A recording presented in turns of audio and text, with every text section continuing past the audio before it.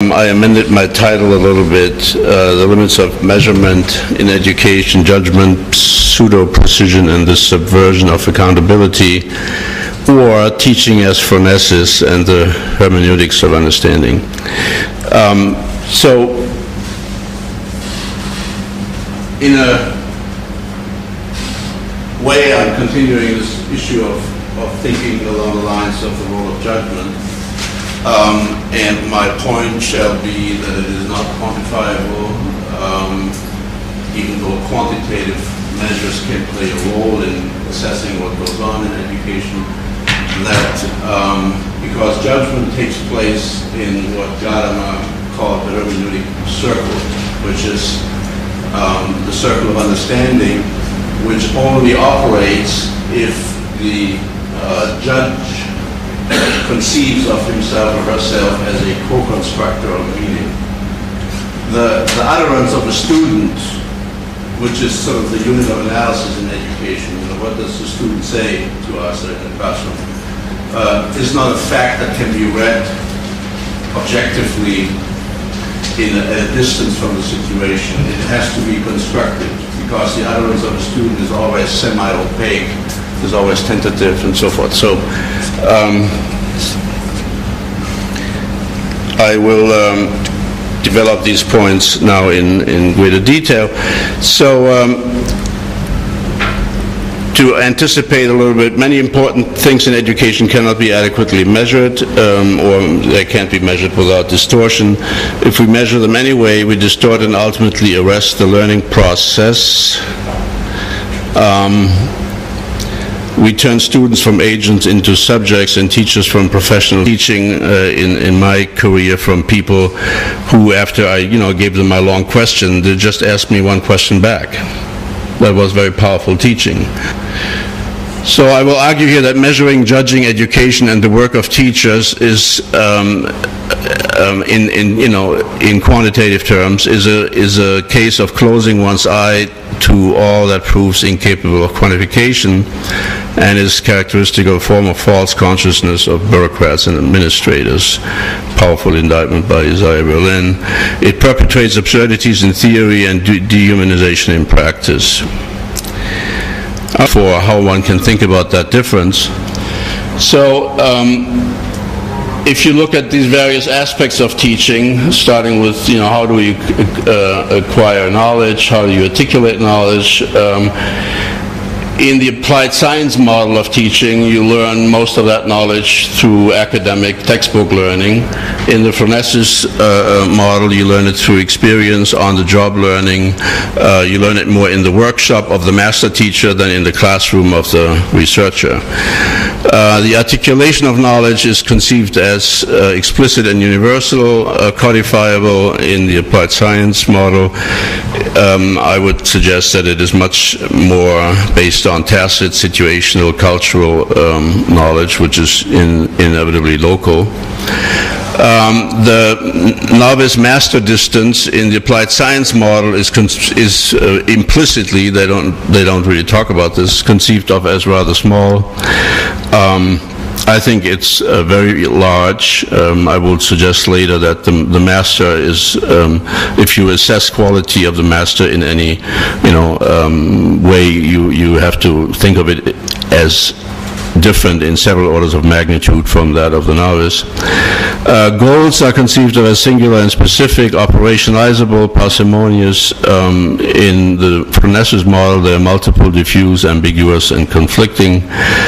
Organizational forms, tightly coupled, loosely coupled, and the scope of teacher's action is, a semi-technical skill in the first model and technical and moral in the second.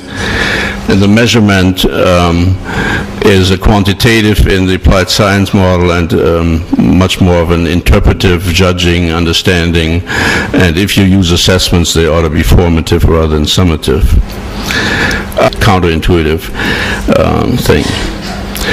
So the third characteristic of phronesis is the co-construction in the interpretive dimension.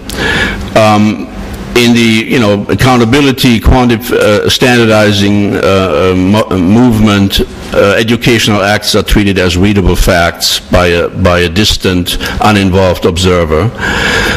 When I think we need to conceive of it as a co-constructed event.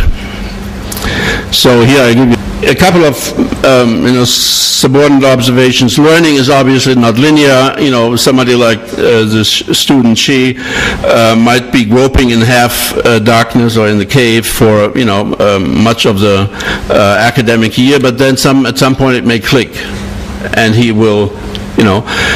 But for that clicking to happen, even after he, was grasping and tentatively reaching, you have to keep encouraging him to think on his own feet and to take his own ideas seriously. If you just tell him it's wrong, you shut the learning process off, and he's left, thinking I'm stupid and I don't even need to try. Another important observation: the thinking of the learner and of the knower are different. The person who knows can go straight to the point of the problem. The person who learns about it has to meander and goes at the thing from very different angles and try different routes. This is something that Piaget already noted quite a while ago. All right, so I move now to 2 or 3 other reasons why the standardized assessment movement is killing education or turning it into a drill. The second reason, the first one is teaching is not an applied science, it is practical wisdom in action. The second reason is that goals and technologies in education are irreducibly ambiguous. There is the ambiguity of knowledge, which we heard John talk about this morning very eloquently. We don't have fixed bodies we don't think of knowledge as coming in a fixed body that we just need to get into our mind. It's contested, it is open-ended, it is moving on a frontier at any given moment. We have, the goals of education are multiple, and they are not easily reconciled into one specific goal. And then there's the ambiguity of cultural traditions, where education is not just, the instruction in algebra and information science. It is an initiation into a local community, a sensus communis, which needs to enable the student to, participate at a civic level or political level in that community. So I developed these points about ambiguity of knowledge and the ambiguity of goals, and if you sit down, you can do this as a thought experiment yourself and just jot down what comes to mind when you think about the goals of education. You will come up with a laundry list of 10, 12, 20 items, and you will find that many of these are not reducible to each other. For example, education surely, one of the goals has to be to pass on the accumulated knowledge and values of a civilization. Another, to make students ready for democracy, for independent living, for critical thinking, for marriage and family, for solidarity and the common school, for a productive life and economy, for self-control and temperance, for creativity and innovation, for initiation, I got that already, for a cultural community, and for individuation. And these goals don't all, reduce to one thing that you could parsimoniously then quantify. Rather, some of these goals conflict. For example, emancipation, as in liberal education, and discipline are two conflicting things. You need to balance them. Individuation and socialization, encouraging and at the same time also forming and constraining the student's agency. Education for community versus conflicts with education for liberation and self-transformation. Rousseau in the Emile famously speaks, in the beginning, that you have to educate either the individual or the citizen. You can't do both. So the price of narrowing goals in education, as the accountability movement inevitably has us do, is a process of goal displacement. And that process was beautifully described in a paper by Merton in 1930-something, where he talks about the dysfunctions of bureaucracy and describes, based on Weber's analysis of bureaucracy, how a bureaucratic organization, as it goes through time, inevitably has to engage in this process of goal displacement. So what you get in this process is something like, the goal might be to produce well-educated citizens. To get to that goal, you might, use test score averages to know that you're educating them well.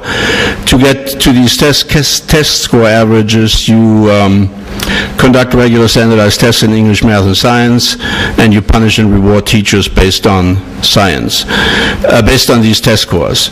So eventually, from the goal, you go from the goal of educating citizens to the goal of administering 4 high-stakes tests in multiple choice format a year. That becomes the goal of education. That's the process of goal displacement.